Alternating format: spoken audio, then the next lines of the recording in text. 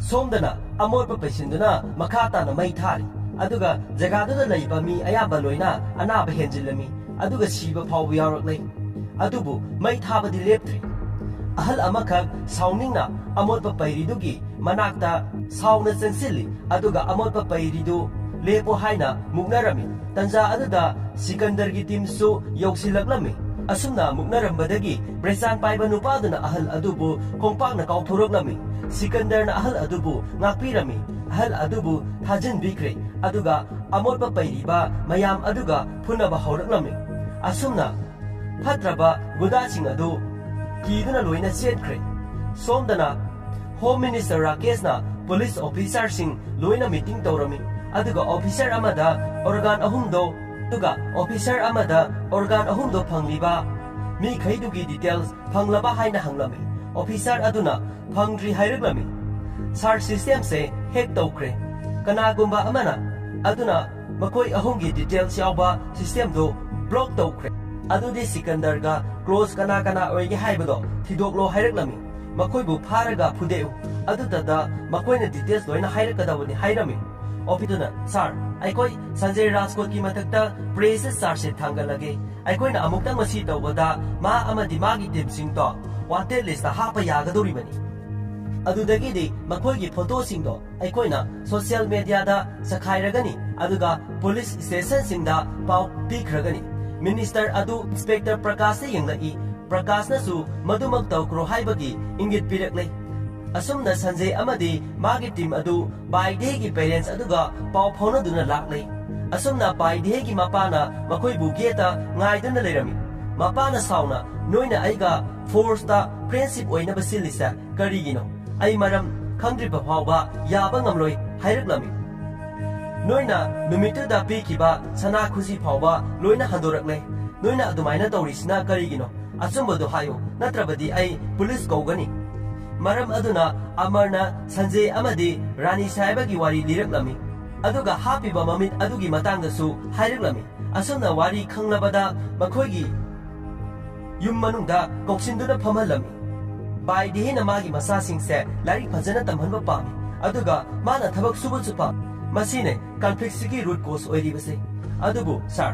nuksinabana maram oiraga nupi kharadi makhoigi apamba su manghalli makhoigi manglanba su manghalli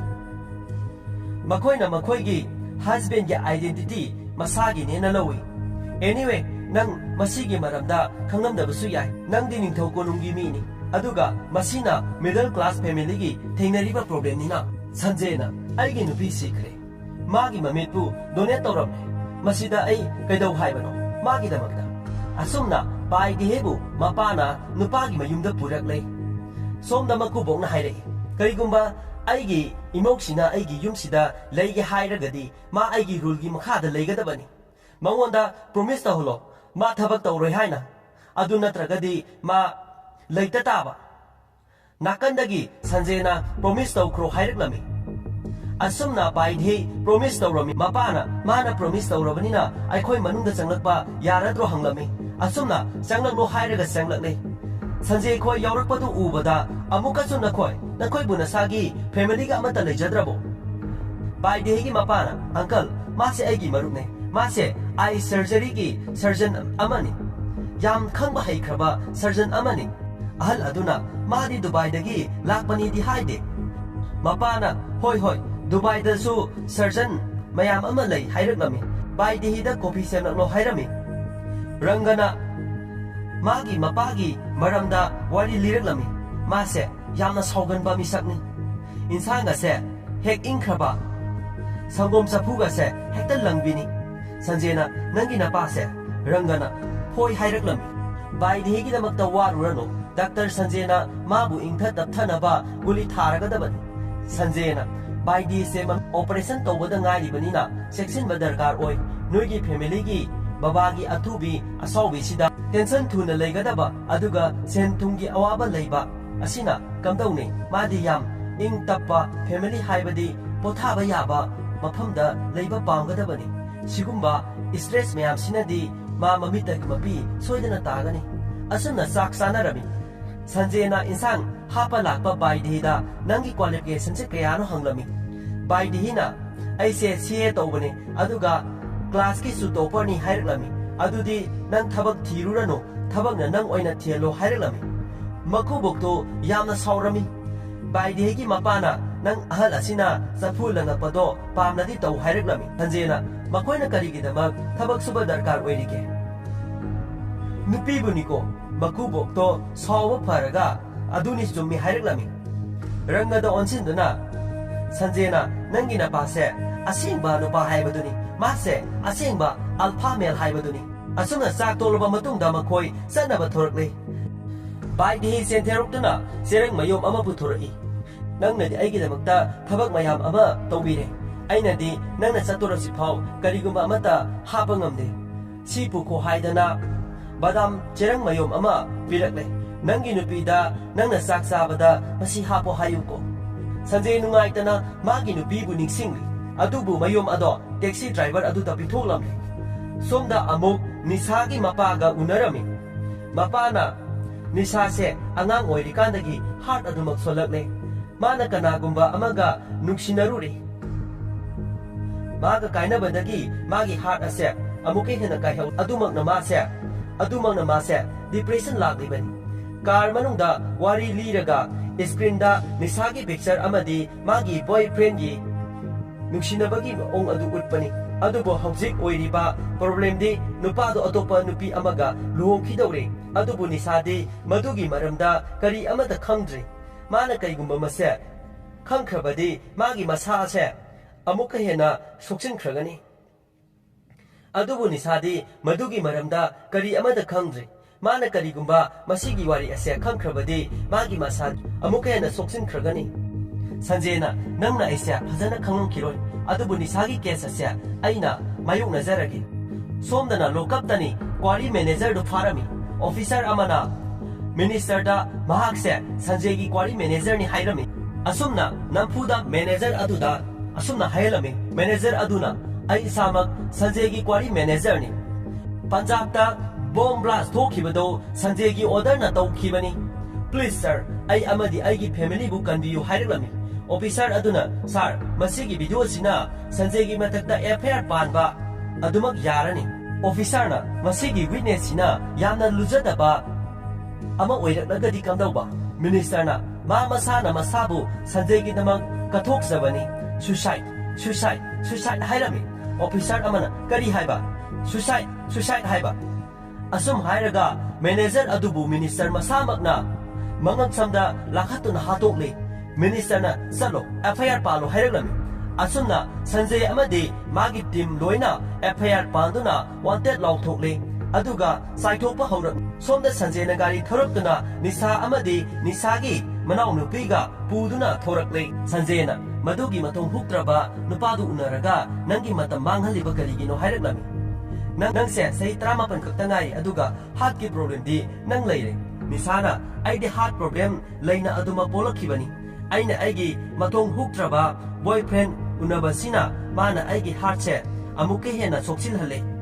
sanjena mana adu yam phatriduna karigino haina hanglaklammi nisana magi boyfriend du kangkhalaklami madi subnatagi alpha man oijabatani nang alpha khangro haina hanglakmi mase matam punamakta khanaba hawduna talei aingoda asum lakpana jim sanafam ama yorakle makhoi mamangda police ki gari amadagi kapil kumlakle nisana asine aigi boyfriend kapil mase ngasidi magi uncle na thilakle jim sanafam aduda sangkhre asuna sanjay adu manungda sanglakle aduga kapil de wari saba hawrakle kapil na nang kanano haina hanglaklami sanjay na aise nisagi friend ni haina haiраklami kapil na nang khangbro aise yamtuna luhonglani haibase sanjay na khange nisa se heart transplant tawbada ngari kaigumba mathwai nungaitaba natraga kappa lawa tawrabadi magi masa se yamna hena suksilani kapil na mado noigi problem ni aigi problem nate aina karigi madugi mayamdo singsingadarbano somda nupa amana sanjegi masak tu ubada phonda phatuna yengi wanted lauthoklaba nupa dugi saktamni sanjena ahanbadadi aisa confuse alamani aisa nangse fusira phurosirana kapilna nangna ai phudoiba ha nupa amaduna nang oina phugadabani haiduna chensilaklami nupa aduna nangse minute amagi mamangda wanted lauraba misakni asumna khut thaba haurai sanjena ta pairaga aige asawbase phajinduna thambani adubu nangna maram oiraga ai control toba ngamdre asumna phuna ba hauraklami police singdu sensilakli adubu loina phutha ba haurakle somda nisaga manau nupiga car manungda phamduna leibani bathakdagi nupa ama kautharakpuda ui asumna sande thorakle nisana kaidawrage haina hanglaklami sanjena mafamse yamna danger oiba jaga oirame aina khanbada kanaguma khara manungda phunaba yawba mali aduga mathaktagi kanaguma ama tarakba mali nisana kapil dubu karinta tawdaba sala sanjena no ma karisu tawde mana haibada nanga kona unarage hayawi asumna gari thawduna satkre somda hotel amadani amarna sir quarry manager tu police na hatkre moina mabu remand lautharingaida mana statement amakak phongdolami bomdo sarna yonmani haidan haidoklamne aduna police na aikhoibu FIR pale aduna aikhoigi photo siksina duna aikhoibu thiba hori tanja aduda police ki team ama laklami amana sir asigi team sidi aikhoiga mari leinadaba mane asidi truck driver ki ngarang nungdangi case to mane ai asidi handle tawrage asumna amana sir masigi wari sidi aikhoi saida loisinarasi asumna paisa khawdaw ama pisili sir mase lawrage haibra natragana ai thinjaru haibra asumna police kaido debaga salinga amarga loirana puduna paisa singju puraga satkre somda prakash ke yumdani prakash adu phone da wari sanarami sanjay adu 5-star hotel natraga 7-star hotel da leiroi aikoina ihan hana check tawruba jaga do moi khangmani aduna yam lo oiba jaga da check tawgadabani taxi khampham gumba hotel gumba hostel gumba islam oiba area singda asumna phone wari sana na furit adu lokthoi makoi phabada 10 million rupees ni reward oina phanggadorubise aduna phanggadoriba reward aikoi team oina claim tahunsi hairaklam tanja aduda sanjena aigi side tagi 1 crore amagi reward chu leigani hairaklam adubu nangi police ki uniform do lokthokano nang aibu thiriba natro adubu aidi nangi nayumda nangbu ngaiduna leiribani makoi anidu phunaraklami sanjena mabu phurami nang policeman nangi power lei adubu policeman kayasu jail da lei politician kayasu actor kayasu jail da lei logi wangda kana amatan leiba ngamde asuna amuksu sanjena prakash bu phuraklami tanja aduda prakash ki nupi amadi magi machanu pa changlami sanjena tawsinarlami aduga phubu sudelami angang adudo onsinduna nangi namingdi kari kawi haina hanglaklami angang aduna Rajbir kawi hairuklami sanjena prakash onsinduna sir aina nangi uniform do kigani khanbrani ai masigi uniform sibudi respect tawi walda leiba kana amatana masigi power se lokthokpa ngamoi mado sengdoknaba ahanbada nangi napuksel do hana sengdo senglaba ganga gi isingda wakhal munna khandaruso natragana nangi future leitre haina khalo walsida yamdrabada nang napuksel sengna thabak taw nangi nupi aduga nasana su leirabani asum hairamnaga sanjay edu satkre prakash wakhal munna khathaduna lehawi asumna makoi baide hegi da laklami amana sir nangu raskot ki misingna raskot ta karam kanda laktuna haina hangnawi sanjena aina aigi michina phajana clear oina uraba khaktada hangani sor phajana holaba heartbeat phajana normal oina songlaba khatada hangani asumna sum lakbana baide hi khoigi thongsin ma payok silakpadedi mi meyam ama lepsinduna leirami sanjay changchilai nupi amana baide hida nangi nasa singse kanada sinaramge haino asumaina thadolaga thamamba yagadro sanjayna yegma matamda mathakta fen yariduda phi kibadu ui maduna takpadi baide hi suicide tawge toromle haibasini baide hida makubokna lakthrai nangna ne masipuma sumaina tawge khalagadi chalo nangi napagi noyumda tawruso aduga nangi nasa khaise aikhoiga lehurani aduga makoida phattaba chaithengdi amata nangaloi nupi amana phattaba chaitheng haise kalino nupi gi punsibu yumanungda solo chinduna thambabu walsida chanaribra makubokna mobile da TV da newspaper da numit khudingi rap tobirambagi wari tani ꯑꯩꯅ ꯃꯁꯤ ꯇꯧꯔꯤꯕꯁꯦ ꯅꯈꯣꯏ ꯃꯌꯥꯝꯒꯤ safety ꯑꯣꯏꯅꯕꯅꯤ ꯕꯥꯏꯗꯤꯅ ꯑꯗꯣ ꯃꯗꯨꯅ ꯑꯩꯒꯤ ꯏꯆꯥꯁꯤꯡꯕꯨꯗꯤ ꯃꯥꯡꯍꯟꯒꯗꯧꯔꯦ ꯅꯪꯅ ꯅꯪꯒꯤ ꯅꯆꯥꯕꯨꯗꯤ ꯃꯤꯃꯥꯡꯗ ꯄꯨꯊꯣꯛꯄ ꯉꯝꯗꯕ ꯑꯗꯨꯒ ꯃꯄꯥ ꯑꯃ ꯑꯣꯏꯅ ꯃꯔꯦꯡꯖꯨꯝꯗ ꯃꯆꯥꯁꯤꯡꯕꯨ ꯊꯥꯡꯒꯠꯇꯨꯅ ꯄꯨꯕ ꯐꯥꯎꯕ ꯉꯝꯗ꯭ꯔꯦ ꯏꯆꯥꯁꯤꯡꯒꯤ ꯄꯨꯟꯁꯤꯕꯨ ꯑꯐꯕ ꯑꯃ ꯑꯣꯏꯍꯟꯕ ꯉꯝꯗꯕ ꯃꯃꯥ ꯑꯃ ꯑꯣꯏꯕꯗꯣ ꯑꯩ ꯄꯥꯝꯗꯦ ꯍꯥꯏꯔꯒ ꯀꯞꯂꯛꯏ ꯁꯟꯖꯦ ꯆꯪꯁꯤꯜꯂꯛꯏ ꯅꯪꯅ ꯅꯪꯒꯤ ꯄꯨꯟꯁꯤꯗꯣ ꯃꯥꯡꯍꯟꯈ꯭ꯔꯗꯤ ꯀꯝꯗꯧꯕ ꯃꯤꯄꯨꯝ ꯈꯨꯗꯤꯡꯅ ꯅꯪꯅ ꯁꯤꯈ꯭ꯔꯕ ꯃꯇꯨꯡꯗ ꯅꯨꯃꯤꯠ ꯈꯔꯅꯤꯇꯅꯤ ꯁꯣꯟꯗꯨꯅ ꯂꯩꯍꯧꯗꯣꯏꯁꯦ ꯑꯗꯨꯒꯗꯤ ꯇꯞꯅ ꯇꯞꯅ ꯅꯪꯕꯨ ꯑꯗꯨꯃꯛ ꯀꯥꯎꯈ꯭ꯔꯒꯅꯤ ꯅꯪꯒꯤ ꯅꯆꯥꯅꯨꯄꯥ ꯍꯧꯖꯤꯛ ꯁ꯭ꯀꯨꯜ ꯀꯥꯔꯤ ꯅꯪꯅ ꯃꯈꯣꯏꯒꯤ ꯂꯥꯏꯔꯤꯛ ꯇꯝꯅꯕꯒꯤꯗꯃꯛꯇ ꯂꯥꯟꯊꯦꯡꯅꯔꯤ ꯅꯪ ꯌꯥꯝꯅ ꯏꯁꯇ꯭ꯔꯣꯡ ꯑꯣꯏꯅ ꯂꯩꯒꯗꯕꯅꯤ ꯁꯨꯁꯥꯏꯠ ꯍꯥꯏꯕꯁꯤꯅ ꯄ꯭ꯔꯣꯕ꯭ꯂꯦꯝ ꯈꯨꯗꯤꯡꯃꯛꯀꯤ ꯁꯣꯂꯨꯁꯟ ꯑꯣꯏꯒꯗ꯭ꯔꯅꯦ ꯅꯣ ꯅꯠꯇꯦ ꯃꯗꯨꯅ ꯐꯖꯈ꯭ꯔꯕ ꯄꯨꯟꯁꯤꯕꯨ ꯃꯥꯡꯍꯜꯂꯤ ꯑꯗꯨꯒ ꯑꯪꯀꯜ ꯅꯪꯁꯨ ꯋꯥꯈꯜ ꯈꯤꯇꯪꯗꯤ ꯈꯟꯊꯧ ꯑꯁꯨꯝ ꯍꯥꯏꯔꯝꯂꯒ ꯆꯠꯈ꯭ꯔꯦ ꯗꯦꯕꯅ ꯁꯥꯔ ꯕꯥꯏꯗꯦꯒꯤꯁꯦ ꯅꯪꯒꯤ ꯄ꯭ꯔꯣꯕ꯭ꯂꯦꯝ ꯅꯠꯇ꯭ꯔꯦ ꯁꯨꯞꯅꯇꯪꯒꯤ ꯕꯥꯏꯗꯦꯒꯤ ꯑꯦꯀꯥꯎꯟꯇ ꯄꯩꯁꯥ ꯍꯥꯞꯆꯤꯟꯈ꯭ꯔꯒ ꯂꯣꯏꯔꯦ ꯀꯩꯅꯣ ꯅꯠꯇ꯭ꯔꯒꯅ ꯁꯥꯏꯗ ꯂꯩꯕ ꯅꯨꯄꯤ ꯈꯨꯗꯤꯡꯃꯛꯇ loina hapirasi adu oiradi problem sing ase loina solve tawredana sanjena makoi da aigi paisa do darkar oiroi makoi aigi support khaktani darkar oidoise taisri na mafam sida leiram lagadi second anida problem se solve tarungani mana ingonda voice message khara tharaklam ado aina mado taba sungtang sangrujre aise ya phataba husband ida asumna saisri na thara amba voice message adu mayanda tahalami message adu di sanje ai khange nang thawai ware haiba papa lai kidre aina di nangwanda naksin naba hona bane nang nadi adu maksad khre karigumba wakhalda nang natomda laide haibagi wakhal lagnagadi gumba lambi amata phangdragadi magi damakta loina kathoklamlo waising ase nakongda taduna leirami tanja aduda devada call ama laklami hello ai deva haibiu kari pambage phone dagi hi deva ai usa dagi ni ai badam khara pame hairalami devana nang ngawrabo ai badam factory tawde hairami wahai du tabada sanjena phone du tablawi hello nupaduna nangna tharakhiba badam du pame hairalami sanjena kilo kaya pambage hangami 10 kg pame sar hairalami adu oiradi $1,200 changani hairame ai nangoda jp number tharaklage aduga maduda paisa adu kaplo hairakami sanjena bai dihegi jp number adu thakro hairakami isorna bu pigena khalabadi ambulance enta tharakpagumbani dana tawriside asum hairaga noklami somda bar amadani makoi birat bakshi unage hairami asuna seta boss unaba bi la e haina pau pikre kanana no halaklami nupadana darabida aikogi plan pumba mahan kiba nupaduni aduga jagaduda flat kun sani haiba nupaduni harilami birana great document kudimak ready tawduna thamo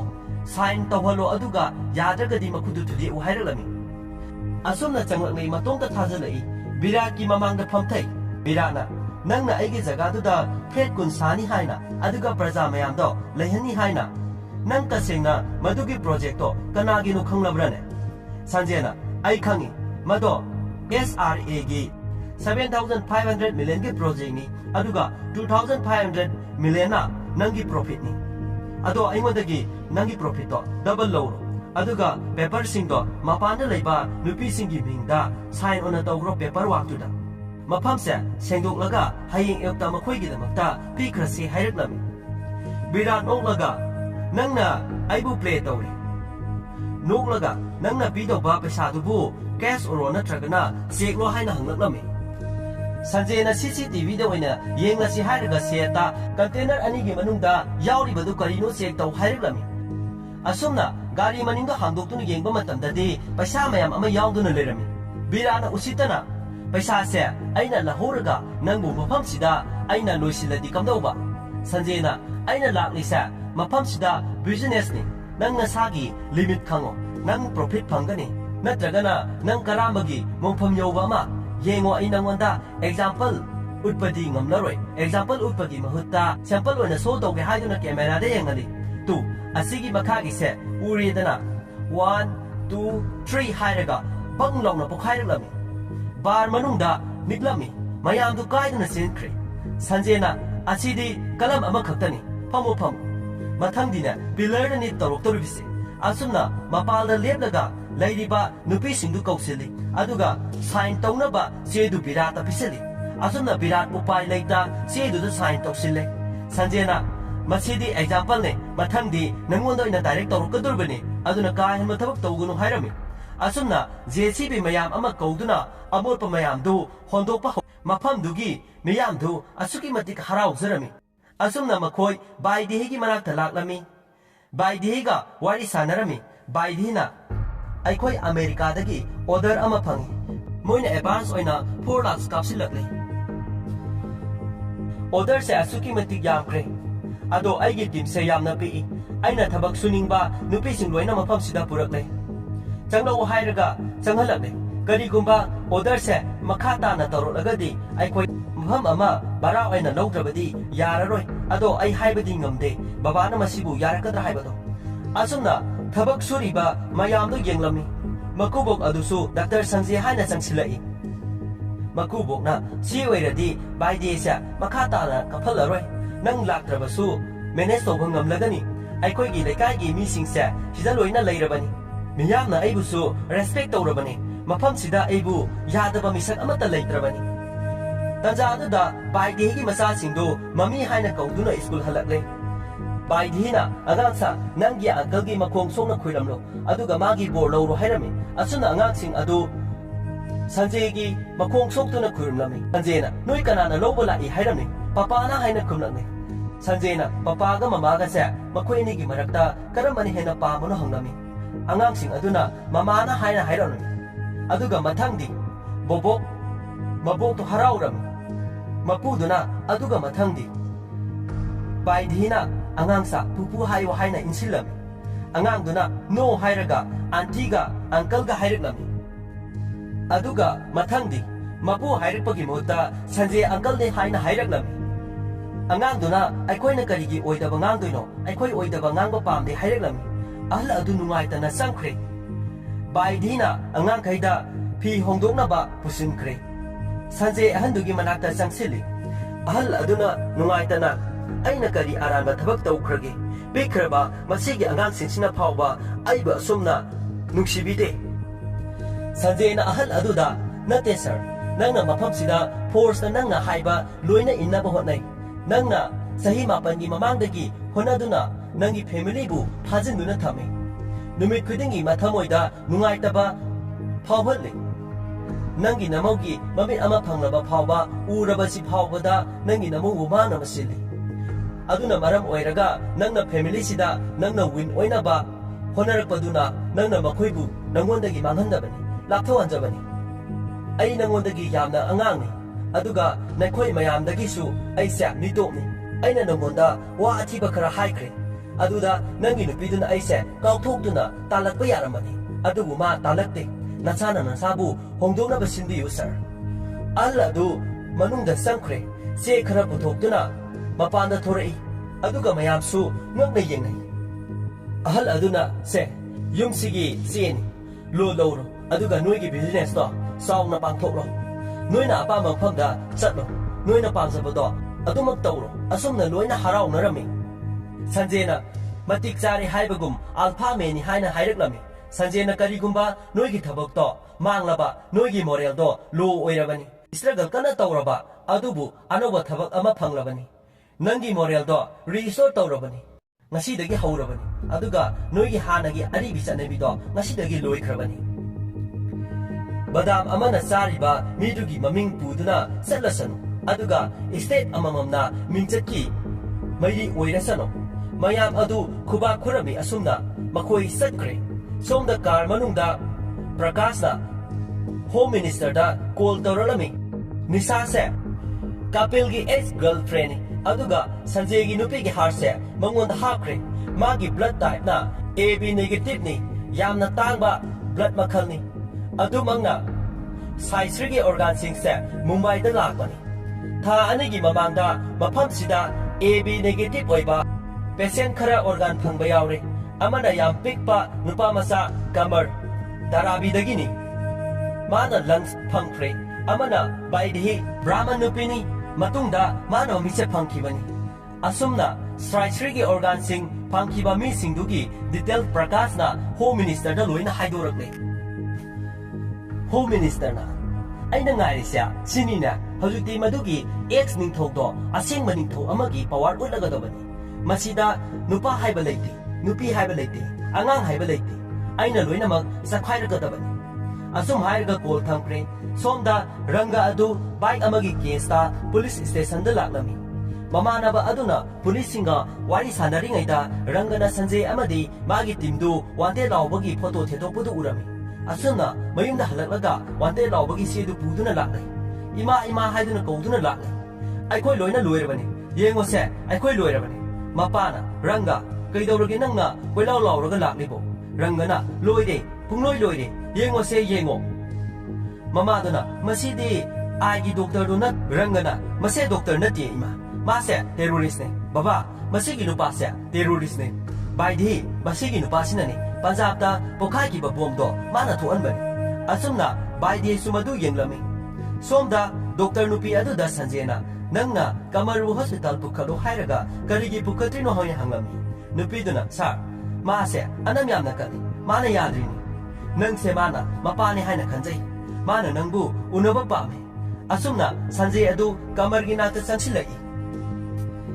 Sanjayna Angaduda Lairamniba Pibamdu Ubada Mipum Kudimak Luina Stress Lehale Aduga Nang Nasida Nungaina Potaduna Ladiba Angang Adu Marks Lotola Galokure Anganduna Nandi Kaligi Stress Ladibano Sanjayna Nang Hospital Salo Aduga Aigi Stressia Luina Faradoni Anganduna Aina Ai Domta Saba Pamdi Ai Domta Papa Pamdi Nangna Aibu Hospital da Emitogi Hairadi Atai Singju Luina Emitogodabani Sanjayna Good Nangi the Makta, South Papawi, Man High System.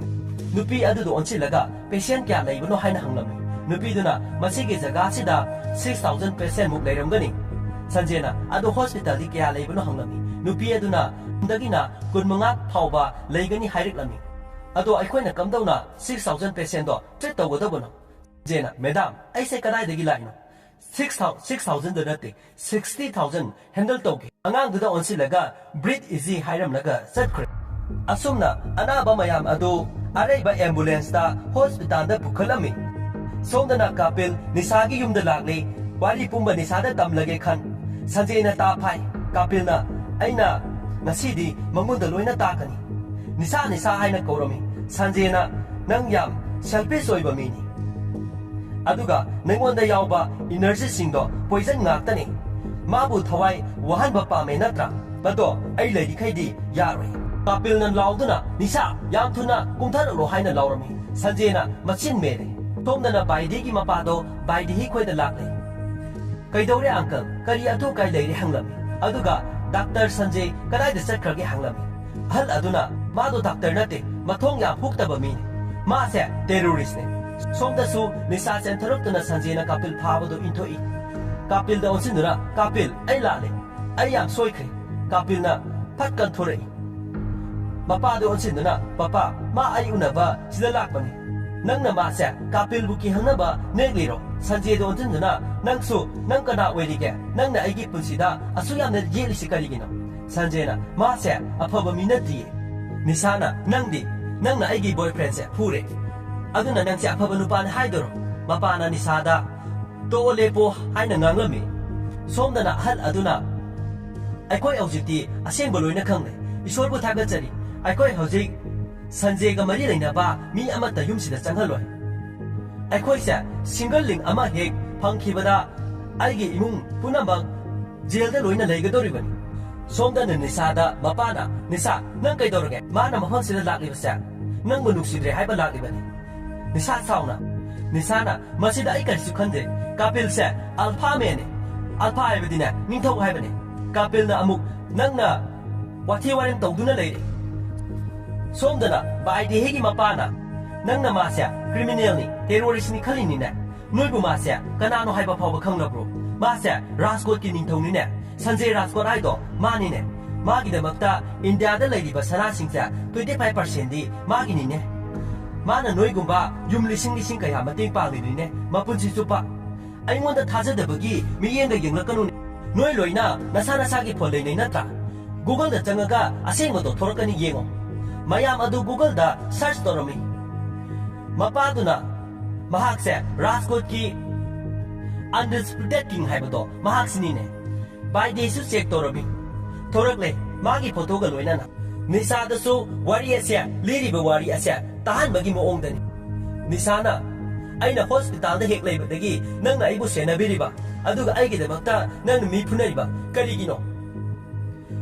Sanjegi khongloi amana maramdi nangonda paliba heart to aikhoigi Rani Saheba gi heart ni. Mapana what? Somda su by day da nangonda mid donate tawriba misak to atay kana nati Sanjay Rajkot ki Rani Sahib gi mami ni mayam du punna ngakminarami. Somda Nisa Sanjay da konsinduna lale haina kaulami. Nisana ngasi dagi di nangi wai ki heart se sep ohelagi. Ay ngasi dagi di pamdaba thabak mata tawraru haiduna kaplami. Somda su mahanga nang khaki mating pangba lakpane. Adubu mafam sigi nupi singi su mating loina pangle mahakna. Thangi sinda aikoida uhaliba asina kamar gi health ki problem asi asuki mati critical oiri haibasi. Nurse tuna kamar nang kaimta wagano nangi damak makoina Dubai dagi doctor kaukre haina thembirami.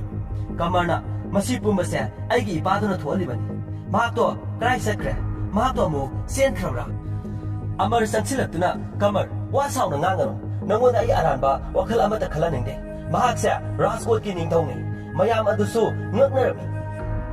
Aduga nangonda sumaina treatment tawrise nangonda paliba lungs se magi sikraba Rani Sahib gi lungs ni. Khangedana asana Sanjay kamar gi nakta lakni Nisa sumatung inarakni. Asamna Sanjay kamar gi nakta sangsili aduga nang kai gi kapino hanglami. Kai gi kapino angangse kanana mongoda kari hairuragi madi kapoidabani nolaga leigadabani khangeko wangangano nangi papa laklasidi. Anaba loina pharadawni aibu thajo nangonda khudung thiba amata thoaloi. Sanjay adu doctor to onsilai angang aduna Raja Sahib haina kaurai. Sanjay angang dugi nakta ngakna sangchinuna phamni. Kamarna sorry sir aina nangse aigi ipani khaluri. Ai khange aina nangi waipi lungs phangi haiba. Ado aina mase sebo hini haiba se khaludre. Nangna mase ama hekta tawduna kanaba honari. Asumna kamarga Sanjayga lungs ki maramda wari kaya sanarami. Asumna Nisagi timdusu hospital da sangsilaklei. Sanjay na car thawbagi gate ama tawrani mayam adu punna nominai. Somdana gunda mayam ama bai dihegi yumda laklami aduga solonduna leirinbasing adu thugaidana mi koithi thiba horaklami. Somdana ben amada punna nupi mayam amade bai dihegi timdu tungduna leirami. Mamana aikoi Indira Hospital satlase Sanjay mafamduda leibani. Road bridge nudawna aikoi bu mahana kanbigadawribani. Asumna Indira Hospital satkre. Somda gunda mayam su thiba humba horaklami. Asumna Home Minister da call torokduna kana amata leitre mafam sida haina pau pikre. Home Minister na ai maduda sinta tawde kamar kadai da lege haina check tawhalam. Kamar kadai da lege check taw haina hai. Somdana Nisagi manau nupina kamar da video namduna Facebook da live stream tharami. Masena karigi live stream thari no hangami. Manau nupina karino mase history ne ningthau amana magi nupigi namak tawba adune. Ngasigi generation sing asina mase khangba darkar oi. Asumna machin manau lebi aduga mamana bi amada phone adu pahanuna amuk machin manau animak live thari manau nupiduna. Ningsingo aina isegi wari hairake mase Nisa mase heart transplant tawre aduga habiba heart na Rani Sahib gi heart ni asengba nuksiba haibado haujiksu leiri aduga live stream se mana kamar gi punsibu kanana kayam yamna kana honai haibado ai live stream da thajarak Prakashna sir Nisa gi phone da haujik Nisa se Indira Hospital da leiri haire Somdana Amarna Raja Sahib Hospital staff na kanagumba ama airport ta thaduna Dr. Bulawranaba sille mado save oinanaba ayoina satlagi hairami. Sanjay na aisu laklagi hairaga Raja Sahib su satkre asumna makoi ani hospital thadokre. Somdana Home Minister na Indira Hospital da check tawro hairai aduga maduda ningthau amasung donor recipient singdo loina leirebani hairami. ꯃꯈꯣꯏꯁꯤꯡ ꯑꯗꯣ ꯂꯣꯏꯅ ꯂꯣꯏꯁꯤꯜꯂꯣ police ꯃꯐꯝꯗꯨꯗ ꯑꯃꯠꯇ ꯊꯥꯔꯛꯂꯣꯏ ꯍꯥꯏꯔꯝꯃꯤ ꯁꯟꯖꯦꯗꯤ taxi ꯇꯣꯡꯗꯨꯅ ꯆꯠꯈ꯭ꯔꯦ ꯚꯥꯏꯗꯤ ꯑꯩꯈꯣꯏꯁꯨ ꯍꯣꯁꯄꯤꯇꯥꯜꯗ ꯊꯧꯖꯤꯜꯂꯛꯏ ꯑꯗꯨꯒ ꯁꯟꯖꯦꯒꯤ ꯇꯤꯝꯒ ꯊꯦꯡꯅꯔꯝꯃꯤ ꯑꯗꯨꯒ ꯍꯣꯁꯄꯤꯇꯥꯜꯒꯤ ꯁꯦꯀ꯭ꯌꯨꯔꯤꯇꯤꯗ ꯒꯦꯠ ꯂꯣꯟꯅꯕ ꯍꯥꯏꯔꯝꯃꯤ ꯒꯨꯟꯗꯥ ꯃꯌꯥꯝ ꯑꯗꯨꯁꯨ ꯌꯧꯁꯤꯜꯂꯛꯇꯨꯅ ꯒꯦꯠꯇ ꯄꯨꯟꯅ ꯂꯦꯞꯇꯨꯅ ꯂꯩꯔꯦ ꯑꯁꯨꯝꯅ ꯁꯥꯂꯤꯝꯅ ꯔꯥꯖꯥ ꯁꯥꯍꯦꯕꯇ ꯏꯟꯐꯣꯔꯃꯦꯁꯟ ꯄꯤꯕꯅ ꯐꯅꯤ ꯈꯜꯂꯗꯨꯅ ꯀꯣꯜ ꯇꯧꯔꯛꯂꯝꯃꯤ ꯁꯣꯝꯗꯅ ꯇ꯭ꯔꯥꯐꯤꯛ ꯖꯥꯝ ꯑꯣꯏꯔꯦ ꯀꯣꯜ ꯂꯥꯛꯄꯗ ꯄꯥꯏꯈꯠꯂꯤ ꯑꯗꯨꯒ ꯚꯥꯏꯗꯦꯒꯤ ꯐꯦꯃꯤꯂꯤꯗꯨ ꯄꯨꯟꯅ ꯃꯐꯝꯁꯤꯗ ꯂꯥꯛꯇꯨꯅ ꯂꯩꯔꯦ ꯑꯗꯨꯒ ꯒꯦꯠꯇ ꯍꯣꯝ ꯃꯤꯅꯤꯁꯇꯔꯒꯤ ꯒꯨꯟꯗꯥ ꯃꯌꯥꯝꯁꯨ ꯂꯦꯞꯇꯨꯅ ꯂꯩꯔꯦ ꯍꯥꯏꯔꯛꯂꯝꯃꯤ ꯔꯥꯖꯥ ꯁꯥꯍꯦꯕꯅ ꯂꯥꯛꯏꯕ ꯃꯤꯗꯨ ꯒꯨꯟꯗꯥ ꯀꯌꯥꯝꯕꯅꯣ ꯍꯥꯏꯅ ꯍꯪꯂꯝꯃꯤ ꯁꯥꯂꯤꯝꯅ ꯆꯅꯤꯃꯨꯛꯅꯦ ꯍꯥꯏꯔꯝꯃꯤ ꯔꯥꯖꯥ ꯁꯥꯍꯦꯕꯅ ꯆꯅꯤ ꯑꯣꯏꯁꯅꯨ 500 ꯑꯣꯏꯒꯦꯔꯥ ꯗꯔꯀꯥꯔ ꯑꯣꯏꯗꯦ ꯑꯩ ꯂꯥꯛꯇ꯭ꯔꯤ ꯐꯥꯎꯕ ꯅꯣꯏꯅ ꯃꯌꯥꯝ ꯑꯗꯣ ꯁꯦꯞ ꯑꯣꯏꯅꯅꯕ ꯁꯤꯜꯂꯝꯃꯨ ꯍꯥꯏꯈ꯭ꯔꯦ ꯑꯗꯨꯒ ꯗ꯭ꯔꯥꯏꯚꯔꯗꯨꯗ ꯖꯝ ꯇꯧ ꯍꯥꯏꯔꯝꯃꯤ ꯑꯁꯨꯝꯅ ꯒꯨꯟꯗꯥꯁꯤꯡꯗꯨꯅ ꯒꯦꯠ ꯑꯗꯨ ꯒꯥꯔꯤꯅ ꯊꯣꯝꯗꯠꯇꯨꯅ ꯆꯪꯂꯛꯂꯦ ꯁꯟꯖꯦꯒꯤ ꯇꯤꯝꯗꯨꯁꯨ ꯂꯥꯟꯊꯦꯡꯅꯔꯒꯦ ꯍꯥꯏꯕꯒꯤ ꯃꯇꯥꯒꯨꯝ ꯁꯦꯝ ꯁꯥꯗꯨꯅ ꯂꯩꯈ꯭ꯔꯦ ꯑꯁꯨꯝꯅ ꯐꯨꯅꯕ ꯍꯧꯔꯛꯂꯝꯃꯤ ꯒꯨꯟꯗꯥ ꯃꯌꯥꯝꯅ ꯁꯟꯖꯦꯒꯤ ꯇꯤꯝ ꯑꯗꯨꯕꯨ ꯐꯨꯊꯕ ꯍꯧꯔꯛꯂꯝꯃꯤ ꯊꯥꯡ ꯍꯥꯏꯒꯠꯇꯨꯅ ꯊꯥꯡ ꯊꯥꯒꯦ ꯇꯧꯕꯗ ꯍꯣꯔꯣꯜ ꯑꯃ ꯈꯣꯡꯗꯨꯅ ꯇꯦꯛꯁꯤ ꯑꯗꯨ ꯊꯧꯖꯤꯜꯂꯛꯏ ꯑꯁꯨꯝꯅ ꯁꯟꯖꯦ ꯃꯌꯥꯝꯒꯤ ꯃꯃꯥꯡꯗ ꯂꯦꯞꯅꯔꯕꯗ ꯃꯌꯥꯝꯗꯨ ꯍꯔꯥꯎꯔꯝꯃꯤ ꯑꯁꯨꯝꯅ ꯐꯨꯅꯕꯗ ꯒꯨꯟꯗꯥ ꯃꯌꯥꯝꯗꯨ ꯁꯟꯖꯦꯅ ꯂꯣꯏꯅ ꯂꯣꯏꯁꯤꯜꯂꯝꯃꯤ ꯁꯣꯝꯗꯅ ꯂꯥꯛꯂꯤꯕ ꯐꯣꯔꯦꯟꯒꯤ ꯗꯣꯛꯇꯔ ꯑꯗꯨꯒꯤ ꯄꯥꯁꯄꯣꯔꯠꯇꯨ ꯐꯥꯖꯤꯟꯈ꯭ꯔꯦ ꯅ꯭ꯌꯨꯁ ꯆꯦꯅꯦꯜꯁꯤꯡꯗ ꯁꯟꯖꯦ ꯔꯥꯖꯀꯣꯠꯅ ꯑꯅꯥꯕ ꯄꯦꯁꯦꯟ 9,000 ꯑꯦꯗꯃꯤꯠ ꯇꯧꯕꯒꯤ ꯂꯥꯏꯚ ꯊꯥꯗꯨꯅ ꯂꯥꯛꯂꯝꯃꯤ ꯀꯃꯔꯒꯤ ꯃꯔꯝꯗꯁꯨ ꯍꯥꯏꯔꯛꯂꯝꯃꯤ ꯄ꯭ꯔꯀꯥꯁꯁꯨ ꯌꯦꯡꯂꯝꯃꯤ ꯂꯪꯁꯀꯤ ꯁ꯭ꯄꯦꯁꯤꯌꯦꯂꯤꯁꯠ ꯗꯥꯛꯇꯔ ꯑꯔꯁꯤꯕꯜꯗꯤ ꯀꯧꯗꯨꯅ ꯀꯃꯔꯒꯤ ꯄꯨꯟꯁꯤꯕꯨ ꯀꯟꯅꯅꯕ ꯋꯥꯔꯤ ꯐꯥꯎꯕ ꯌꯥꯎꯔꯛꯂꯤ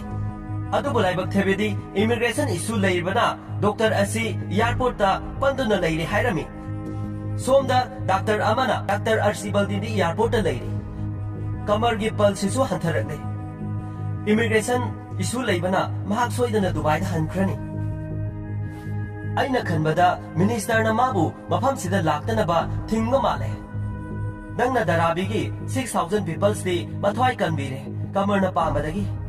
ꯇꯟꯖꯥꯗꯨꯗ ꯑꯃꯔꯅ ꯔꯥꯖꯥ ꯁꯥꯍꯦꯕ ꯄꯨꯂꯤꯁ ꯂꯥꯛꯂꯦ ꯍꯥꯏꯔꯝꯃꯤ ꯁꯟꯖꯦꯅ ꯄꯨꯝꯅꯃꯛ ꯅꯥꯊꯩꯔꯒ ꯏꯁꯣꯔ ꯈꯨꯔꯨꯝꯁꯤ ꯑꯩꯅ ꯃꯗꯨꯒꯤ ꯃꯤꯅꯤꯁꯇꯔꯗꯣ ꯂꯦꯝꯅ ꯊꯥꯔꯣꯏ ꯑꯁꯨꯝ ꯍꯥꯏꯔꯒ ꯒꯥꯔꯤ ꯇꯣꯡꯂꯒ ꯆꯠꯈ꯭ꯔꯦ